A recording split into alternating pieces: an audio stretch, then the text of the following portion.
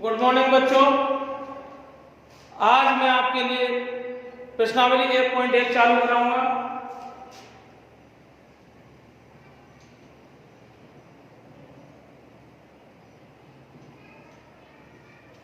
Question number पहला देखिए भैया, मैं आपके लिए ग्रुप पर भेज दूंगा इसे। क्या क्वेश्चन ये है, मैं पढ़ रहा हूं। क्या शून्य एक परिमेय संख्या है? क्या आप इसे p बटे q के रूप में लिख सकते हैं, जहां पर p और q पूर्णांक है तथा q is not equal to 0, q 0 के बराबर नहीं है? तो बताइए, ये बताना है। तो देखिए, क्या शून्य एक परिमेय संख्या है? हाँ है। हाँ, आंसर है, सॉल्यूशन चल रहे भैया फर्स्ट का। इसका मतलब है हाँ, शून्य एक परिमेय संख्या है।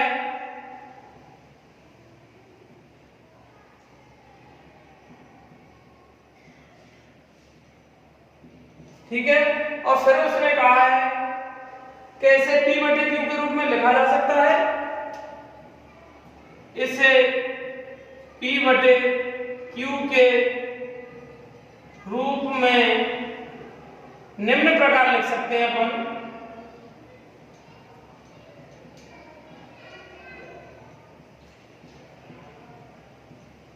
भाई जीरो को अपन निम्न प्रकार से लिख सकते हैं। उदाहरण में आ जाएंगे, इस दुनिया में जीरो में यदि कोई संख्या खुद जाके भाग देती है तो जीरो ही आता है। इसका मतलब हम कह सकते हैं कि 0/1 है। इसका मतलब क्या है भैया? जीरो ही है। इसका मतलब जीरो में यदि कोई और भाग देता है, एक भाग दे रहा है जीरो में, तो जीरो ही आएगा। जीरो में कोई भी संख्या भाग दे ले, जीरो ही आता है। 0/2 जीरो, 0/3 जीरो ही आएगा। ये उदाहरण हो गया। और में 0/100, 0/10 कुछ भी ले लो आप, ही हो गया। दूसरा क्वेश्चन देखिए, आंसर नंबर 2। क्वेश्चन में पढ़ रहा हूं, बार बार कह रहा हूं। अभी बुक्स आई नहीं है, मैं पीडीएफ ग्रुप पर भेज दूंगा, आप वहां से ले सकते हैं। आपके ग्रुप पर जो 9th क्लास का है ऑनलाइन वाला। प्रश्न 2 कह रहा है कि 3 और 4 के मध्य 6 परिमेय संख्याएं ज्ञात कीजिए। 3 और 4 के मध्य 6 परिमेय संख्याएं।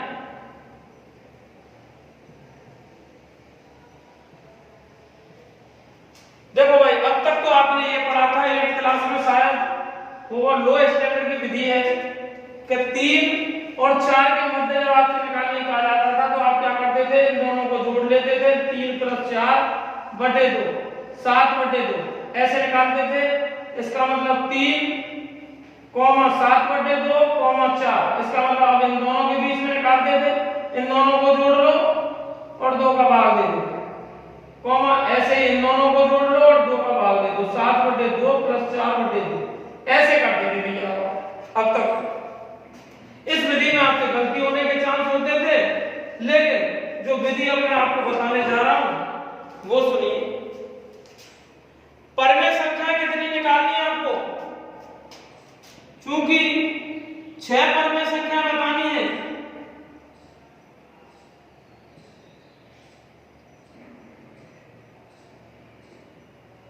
निकालनी है, इसलिए 6 में 1 बढ़ा दो। 6 + 1 बढ़ाने का मतलब जोड़ना 7, इसलिए 6 + 1 = 7 का क्या करेंगे? क्या करेंगे? अरे जो 3 और 4 के मध्य पूछ रहा है ना, 3 और 4 के मध्य, 3 और 4 के मध्य तो पूछ रहा है, उन दोनों से 7 का अंश व हर में गुणा करने पर इसका मतलब है एक तो संख्या 3 है और दूसरी संख्या है 4। ये इनके मध्य में तो 6 निकालनी है हमें। इसका मतलब 3 में गुणा किया 7 का और भाग भी दे दिया 7 का, मतलब अंश, अरे भाई कोई नहीं है, इसके नीचे एक है, ऊपर भी, ऊपर का मतलब है अंश, अंश में भी 7 का गुणा कर दिया और हर में भी कर दिया। और ऐसे ही 4 में ऊपर भी 7 का गुणा कर दिया अंश में और नीचे भी। ठीक है, इनको काटना हमारा मकसद नहीं है, काटना होता तो लेके क्यों आए भैया। इसका मतलब है 7 या 21 बटे 7 और 7 चौक 28 बटे 7। काटना मकसद नहीं है, मकसद निकालना है। इसका मतलब 21 बटे, ये 3 का मतलब 21 बटे 7 है, क्योंकि 7 या 21 होते हैं। भाग देना हमारा मकसद नहीं, हमें निकालना मकसद है हमारा। तो इसको काटेंगे नहीं आप। 21 बटे 7 का मतलब ही 3 है, क्योंकि 7 का पार्ट जब 21 में देंगे तो 7 या 21 आएगा, और 7 28 बटे 7 का मतलब है 7 चौक 28 मतलब 4 है। 7 28 बटे 4 7 का मतलब इनके बीच में निकालना है, बस बात खत्म हो गई। 6 निकालनी है तो इसका मतलब पहली तो 21 बटे 7 हो गई, ठीक है ना। 6 परिमेय संख्याएं, मध्य 6 परिमेय संख्याएं, हो गया काम। ये तो है ही संख्या हमारे पास। इसके बाद 22 गिन, अंश में एक एक बढ़ाना है, हर को स्थिर रखना है। अंश में एक एक बढ़ाते चले जाओ और बटे में 7 है उसको ऐसे ही रहने दो, हर को अपन कुछ नहीं करते। अंश में 21 बटे 7 है तो 22 बटे 7, 23 बटे 7, 24 बटे 7, 25 बटे 7, देख लो कितनी हो गई, 4 हो चुकी हो गई। ये इसका मतलब तो 3 ही है, 21 बटे 7 या 21 होते हैं, इनके मध्य में है। इसका मतलब है 26 बटे 7 और ये 27 बटे 7 हो गई, और ये संख्या तो थी हमारे पास 28 बटे 7। इसका मतलब 3 है और इसका मतलब 4, क्योंकि 7 या 21 और 7 चौक 28, इसका मतलब 4 है, 3 इनके मध्य में है ये संख्याएं। ऐसे सीखेंगे अब आप। ये सरल लग रहा होगा आपको, उसमें जोड़ने में लासा लेने में बड़ी बड़ी परेशानी होती है। जैसे जैसे आप मेरे साथ आगे बढ़ेंगे कैलकुलेशन सरलता की तरफ बढ़ेगी। ये भी विधि आप 9th क्लास में। अगला देखिए तीसरा क्वेश्चन, क्वेश्चन 3 पढ़ रहा हूं मैं।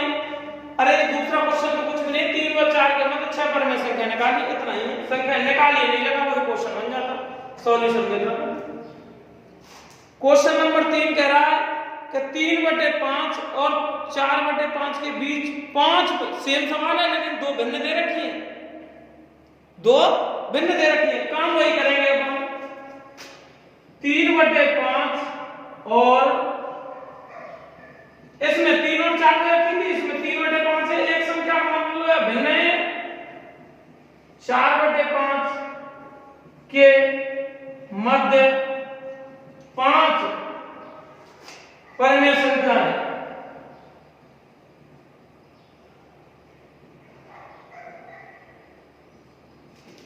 ठीक है भैया, 5 परिमेय संख्याएं निकालनी है आपको, और 5 परिमेय संख्या कैसे निकालेंगे, विधि यही काम करेगी हमारी जो चल रही है। तो देखिए, चूंकि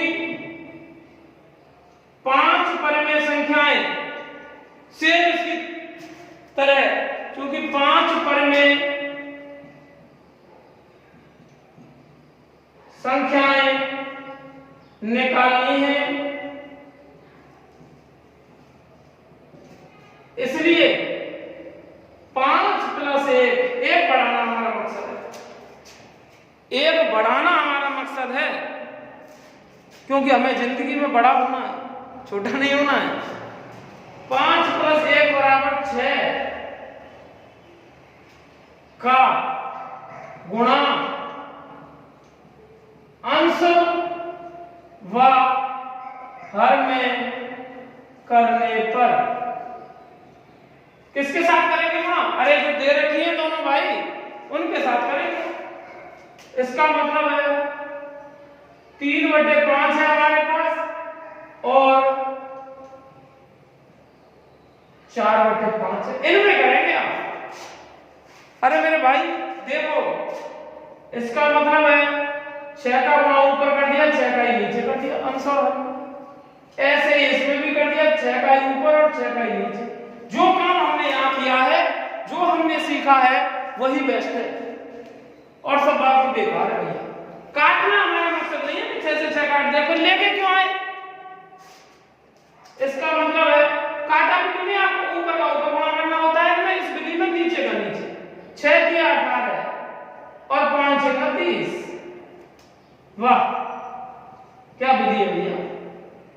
6 चौक 24 बटे 6 पंच 30।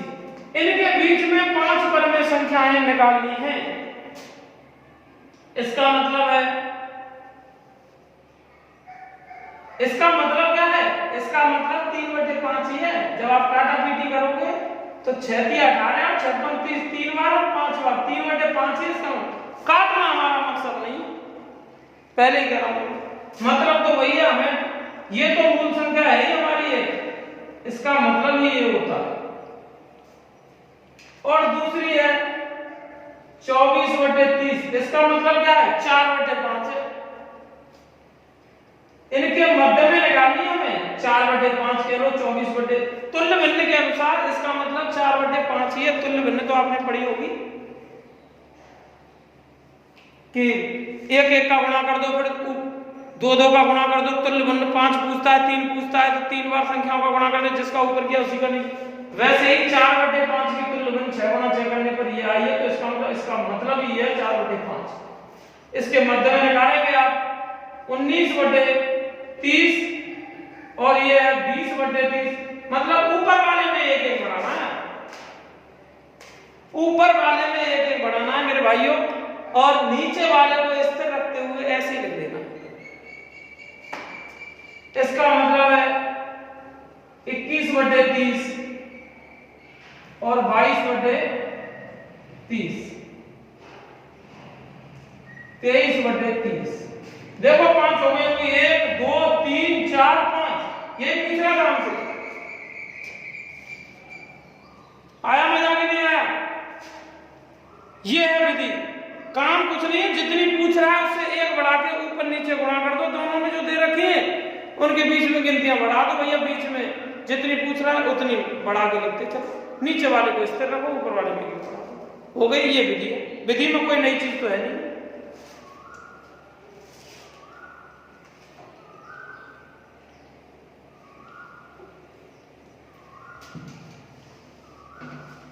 प्रश्नावली का चौथा क्वेश्चन 1.1 का लास्ट एंड फाइनल क्वेश्चन ये रहा आपके स्क्रीन पर। क्वेश्चन इस प्रकार है, नीचे दिए गए कथन सत्य हैं या असत्य? यह बताना है कथन सत्य है या असत्य है, और सत्य है तो क्यों सत्य और असत्य है तो क्यों असत्य है। कारण बताना है। उत्तर पहला क्वेश्चन उसने किया है इसमें, क्वेश्चन नंबर 4 का पहला, प्रत्येक प्राकृतिक संख्या एक पूर्ण संख्या होती है। बताइए भाई, प्रत्येक प्राकृतिक संख्या होती है, सत्य है बात। क्यों होती है? यह कह रहा है प्रत्येक प्राकृतिक संख्या एक पूर्ण संख्या होती है, सत्य। क्यों? प्राकृतिक संख्याओं का मतलब होता है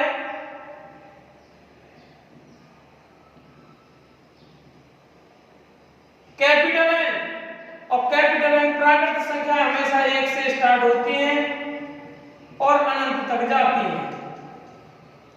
ठीक है भैया? और जब भी पूर्ण संख्याओं की बात कर रहा है, इसका मतलब पूर्ण संख्याएं, पूर्ण संख्याओं का मतलब है whole number, W whole number. जब इनमें प्राकृतिक संख्याओं में 0 को शामिल और कर लिया जाए आगे लिख के,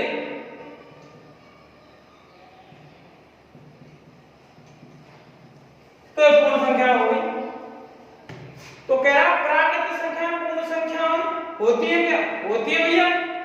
ये चीजें इसमें है कि नहीं, 1 2 3 4 5 डॉट डॉट डॉट इसमें आ रही है कि नहीं? इसका मतलब इनको ये कह सकते हैं। अतः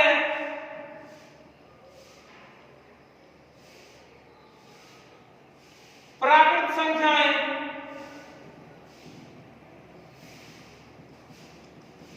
पूर्ण संख्याओं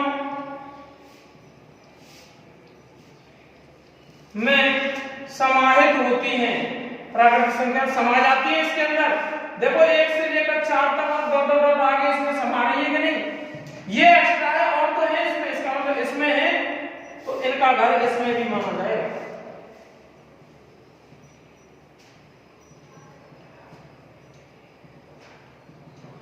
ये है भैया क्वेश्चन पहला। दूसरा देखिए सत्य सत्य। डीपली ऐसे मत समझिए, एक एक सत्य सत्य से जो गणित की गहराई होती है उसको पकड़ा जाता है। मैथ में कैसे अपन कैलकुलेशन कर रहे हैं, जैसे जैसे आप बड़ी क्लास में पढ़ते जाएंगे छोटी छोटी चीजों का बड़ा महत्व होता है, जहां आप यहाँ सीख लेंगे। मैथ पे कमांड करनी है, छोटी छोटी चीजों को लेकर चलना पड़ेगा। अगला क्वेश्चन है प्रत्येक पूर्णांक एक पूर्ण संख्या होती है। प्रत्येक पूर्णांक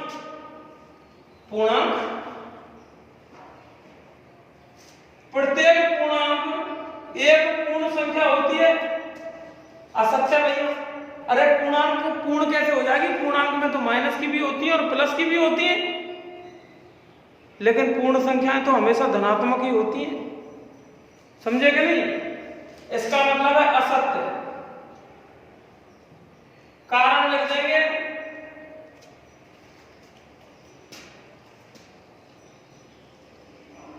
कारण इसका यह है कि पूर्णांक संख्याएं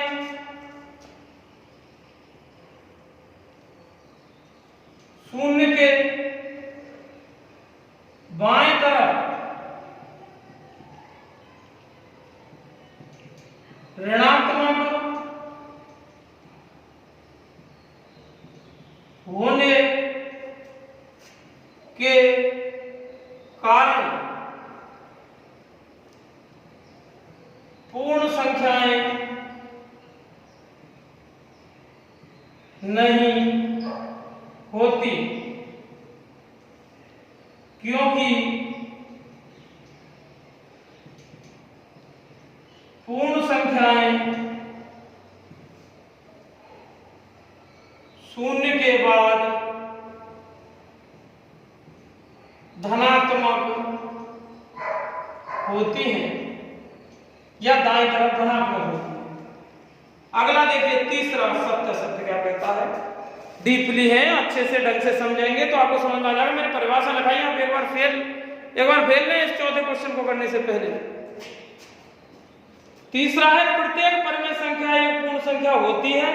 प्रत्येक परिमेय संख्या एक पूर्ण संख्या का मतलब क्या है भाई? पूरी संख्या हो उसे पूरी संख्या कहते हैं। जैसे 4/2, 2 का पाड़ा 4 में पूरा पूरा जा रहा, 25 में 5 का पाड़ा जा रहा है, 5 25 5 30 में 6 का पाड़ा जा रहा है। इसका मतलब पूर्ण संख्या का मतलब है संख्या का पूरा आना। तो इसमें ये पूछ रहा है कि प्रत्येक परिमेय संख्या एक पूर्ण संख्या होती है। तो देखिए असत्य है ये। क्यों? प्रत्येक परिमेय संख्या में भिन्न भी तो होती है। भिन्न व पूर्ण संख्याएं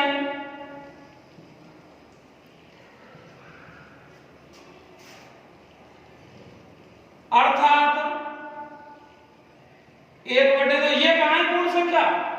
भाई 1/2 पूर्ण संख्या भाग चला जाता है तो पूर्ण संख्या है, और नहीं जाता है तो नहीं है। इसका मतलब दोनों चीज सम्मिलित होती है, भिन्न भी और पूर्ण संख्याएं भी।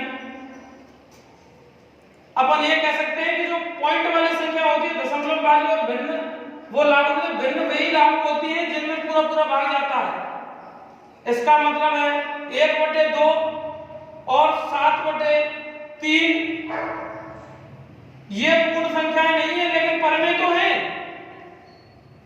ये परमें संख्याएं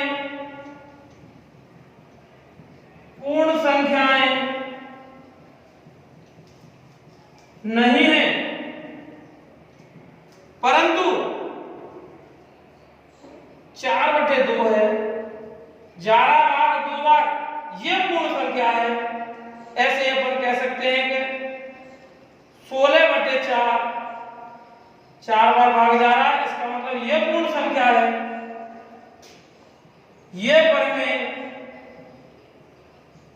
संख्याएं और भी हो सकती है इसकी जगह पर, पूर्ण संख्याएं होती हैं। ठीक है भैया, ये कारण है। अब आप इस एक्सरसाइज को करेंगे और कोई दिक्कत आती है तो ग्रुप पर से मेरा नंबर लेके आप मुझे कॉल करेंगे और मैं PDF डाल दूंगा बुक की हर एक्सरसाइज के हिसाब से। ठीक है, ओके।